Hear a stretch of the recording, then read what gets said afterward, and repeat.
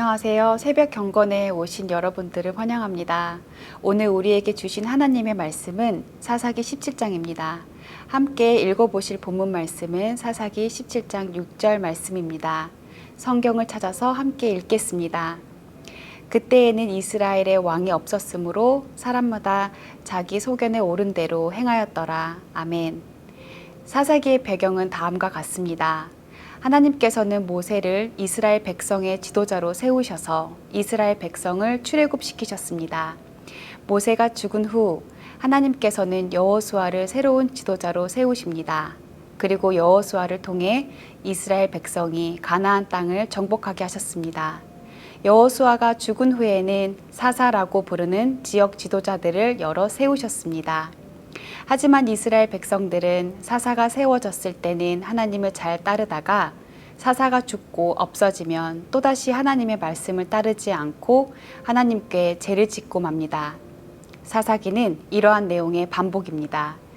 사사기 17장은 이러한 반복적인 내용의 결론 부분입니다. 그리고 특별히 미가라는 사람의 가족 이야기입니다. 어느 날 미가의 어머니는 그동안 열심히 모아놓은 돈을 도둑 맞았습니다. 그리고 돈을 훔쳐간 사람을 저주했습니다. 그 저주를 들은 아들 미가는 어머니께 자신이 도둑이라는 사실을 고백했고 어머니는 용서해 주었습니다. 미가의 어머니는 아무리 잘못했더라도 자신의 아들이 하나님께 복을 받기를 원했고 그 방법 중 하나로 자신이 되찾은 돈으로 신상을 만들었습니다. 미가의 집에는 이미 여러 가지 신상들이 차려져 있었고 미가의 집안은 이러한 신상을 섬기고 있었습니다. 그리고 미가는 하나님의 뜻이 아닌 자신의 뜻대로 아들을 집안의 제사장으로 세웠습니다. 하지만 미가는 레위 사람이 아닌 자신의 아들을 제사장으로 세운 것이 만족스럽지 않았던 것 같습니다. 어느 날 미가는 집 근처를 지나가던 레위 사람 한 명을 만났습니다. 그 레위 사람은 정착할 곳을 찾아 떠도는 중이었습니다. 미가는 그 레위 사람에게 돈과 옷과 식사를 제공할 터이니 자신의 집안에 제사장이 되어달라고 제안했고 레위 사람은 흔쾌히 승낙했습니다. 그리고 그 레위 사람은 미가의 집에 제사장이 되었고 미가의 아들처럼 그 집에서 같이 살았습니다. 저는 오늘 말씀을 묵상하면서 두 가지를 생각하게 되었습니다. 첫 번째는 미가의 어머니입니다. 여느 어머니가 그렇듯 미가의 어머니도 자신의 아들이 하나님께 복 받기를 원했습니다. 하지만 하나님 뜻대로가 아니라 하나님을 자신이 원하는 대로 믿었습니다. 결국 미가의 어머니는 하나님께서 주신 10계명 중 두 번째, 나 외에 다른 우상을 만들지도 말고 절하지도 말라를 어겼고 아들 미가에게도 잘못된 믿음을 알려주어 10계명 중에 두 번째 계명을 어기게 하였습니다. 저도 아이를 키우고 있는 엄마여서 그런지 미가의 어머니의 잘못된 믿음이 그리고 그 믿음으로 인한 영향력이 크게 와닿았습니다. 결국 잘못된 믿음이 얼마나 큰 죄이며 나뿐만 아니라 나의 자녀도 나의 가족도 하나님 앞에 죄를 짓게 만들 수 있겠다는 생각이 들었습니다. 그러므로 자녀에게 올바른 신앙을 유산으로 물려주는 것이 얼마나 중요한 일인지 느낄 수 있었습니다. 두 번째는 미가와 미가의 집에 제사장으로 들어온 레위 사람입니다. 미가는 자신의 집안 전체가 하나님께 복을 받기를 원했습니다. 그래서 자신의 집안을 위한 제사장을 원했습니다. 처음에는 레위 사람을 만나지 못해서 자신의 아들을 제사장으로 세웠지만 레위 사람이 제사장이 되어야 한다는 사실을 알았기에 길거리를 지나가던 레위 사람을 집안 제사장으로 드렸고 집안에 우상을 만들어 놓고 그곳에서 하나님께 제사를 드렸습니다.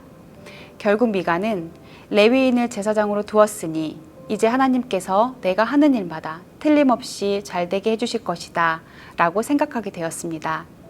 한편 미가의 집으로 들어간 레위 사람은 메시지 성경에 보면 자신의 출세를 위해 살던 곳을 나와 떠돌던 사람이었습니다. 그러던 중 미가의 제안을 받고 그 집에 제사장으로 들어가게 됩니다. 레위 사람들은 하나님께서 특별히 세우셔서 제사장 직분을 감당하도록 하시고 다른 레위 사람들은 하나님을 예배하는 곳에서 일을 하기도 했던 사람들입니다. 여기서 강조되는 것은 제사장은 하나님께서 세우셔야 한다는 것입니다. 그러나 오늘 이야기에 등장하는 레위 사람은 하나님의 법을 거스르고 오직 자신만을 위해서 살았습니다. 미가의 어머니와 미가 그리고 레위 사람을 보면서 저는 제 모습이 떠올랐습니다. 저 역시 하나님께서 나에게 무엇을 원하시는지에는 관심이 없었고 그저 나의 삶의 문제들을 해결해 주시기만을 기도했습니다. 여전히 내 삶의 주인은 나였고 하나님께서 확실한 선을 그어놓고 하나님의 복만을 바라며 살아왔습니다. 우리는 처음 예수님을 영접하게 될 때 우리의 입으로 예수님은 나의 주인이시라고 고백합니다. 나의 죄 때문에 예수님께서 피 흘려 돌아가시고 다시 살아나셨음을 믿습니다. 저의 주인이 되어주시고 저의 삶을 인도해 주세요 라고 기도합니다. 하지만 우리는 처음 받았던 구원의 감격을 잊어버리고 세상 속에서 바쁜 삶을 살다가 점점 하나님을 멀리하게 됩니다. 그러면서 하나님이 원하시는 삶을 살기보다는 하나님이 내가 원하는 대로 도와주시고 나의 기도를 응답해 주시기를 원합니다. 우리는 이미 잘 알고 있습니다. 세상 속에서 내가 주인인 삶을 살면 육체의 사람이 이깁니다. 갈라디아서 5장 19절, 21절에서 말씀하십니다. 육체의 일은 분명하니 곧 음행과 더러운 것과 호색과 우상숭배와 주술과 원수 맺는 것과 분쟁과 시기와 분냄과 당 짓는 것과 분열함과 이단과 투기와 술취함, 방탕함 그리고 그와 같은 것들이라. 그러나 반대로 육체의 일을 멀리하고 하나님께서 원하시는 삶을 살게 되면 성령 충만한 삶을 살게 됩니다. 성령 충만한 사람에게 나타나는 열매는 다음과 같습니다. 갈라디아서 5장 22절, 23절입니다.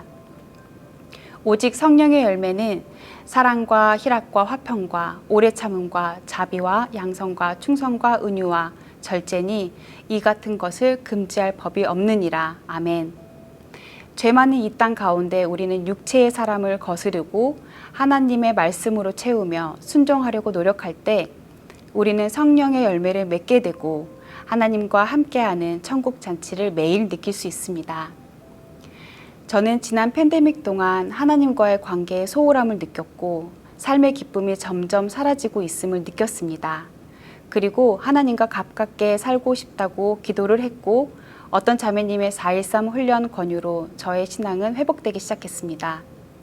연약한 저에게 주위의 강한 믿음의 지체들을 붙여주시고 저를 계속 순종의 길로 인도하시며 하나님과의 관계를 많이 회복해 주셨습니다.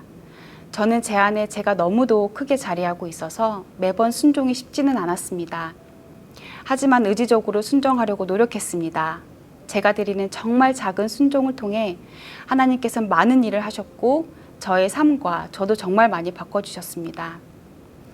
예전에는 타인의 시선을 많이 신경 쓰며 살았습니다. 하지만 이제는 제가 그 시선으로부터 자유로워졌고 그동안 늘 해왔던 제 주위의 많은 고민들이 이제는 고민으로 느껴지지 않고 중요한 일이 되지 않았습니다. 또 저는 8살 아들과의 관계를 힘들어했습니다. 하지만 하나님께서는 저를 바꿔주셨습니다. 이제는 조금 더 지혜롭고 너그러운 엄마가 되어가고 있음을 느끼고 아이와의 관계가 좋아져서 아이와 함께하는 시간이 행복해졌습니다. 또한 오늘 새벽 경건의 말씀을 통해 큰 깨달음을 주셨습니다.